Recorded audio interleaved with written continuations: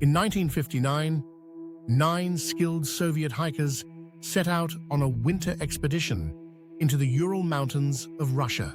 Led by 23-year-old Igor Dyatlov, their goal was to reach Mount Autorten, a remote peak shrouded in snow and silence.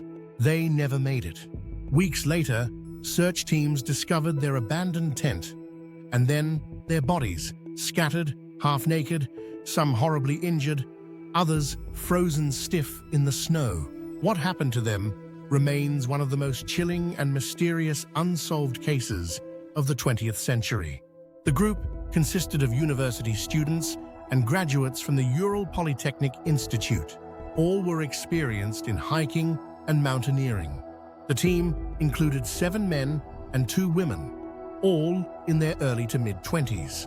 Their mission was ambitious but achievable, a 300-kilometer trek through the Ural wilderness in brutal winter conditions. Completing this route would qualify them for the highest level of hiking certification in the Soviet Union. On January 27, 1959, the team set out from Vizhai, the last inhabited settlement before the mountains.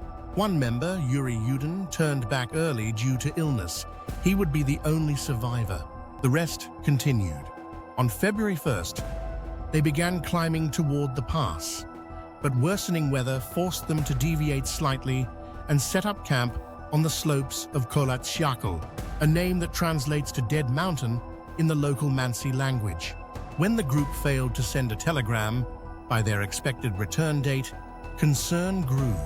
10 days later, on February 20th, volunteer rescue groups and military search teams were dispatched.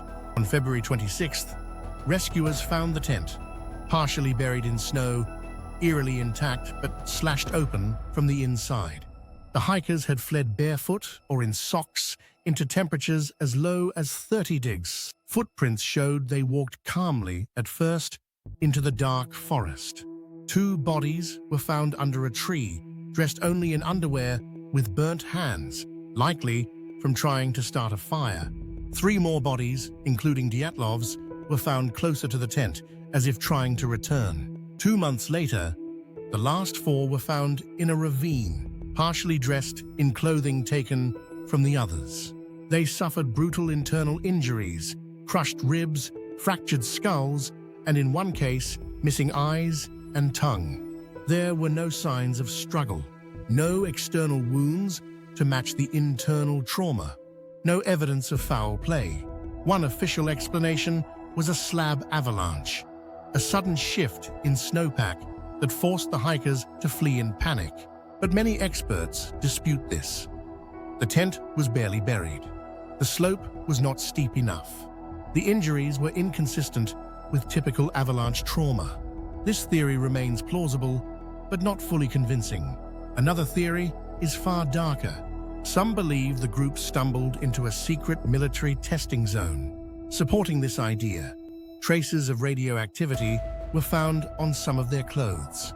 Strange glowing orbs were reported in the sky by nearby hikers that same night. The Soviet investigation was swiftly closed, and the area was sealed off.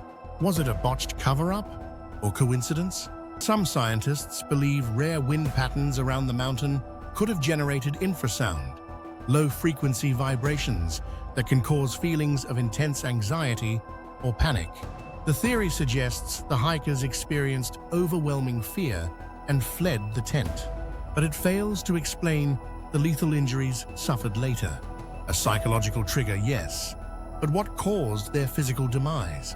More speculative theories range from the bizarre to the supernatural, the Yeti or a cryptid creature attack, alien abduction or interference, Mansi shamanic retaliation, though there's no evidence the local tribe was involved.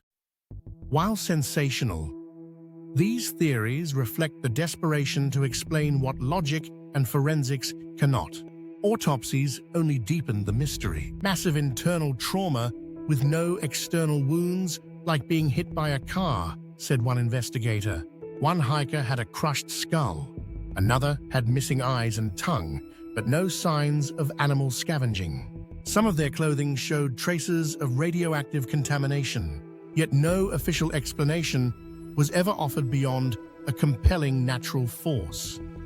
In 1959, the case was quietly closed by Soviet authorities. Files were sealed. The public was told the hikers died from exposure. But in recent years, Russian officials reopened the case. In 2019, a new investigation again concluded avalanche, yet many experts remain unconvinced. The data just doesn't add up. Over 60 years later, the Dyatlov Pass incident remains one of the most haunting, unsolved mysteries in modern history. Was it a natural disaster, a military accident, a psychological breakdown, or something we still cannot comprehend? The hikers' final moments are frozen in time, recorded in eerie photos, diary entries, and footprints vanishing into the snow. What do you think happened that night in the Ural Mountains? Was it a tragic accident, or something far more sinister? Share your theory in the comments below. And don't forget to subscribe for more real unsolved mysteries, chilling true stories, and strange historical cases.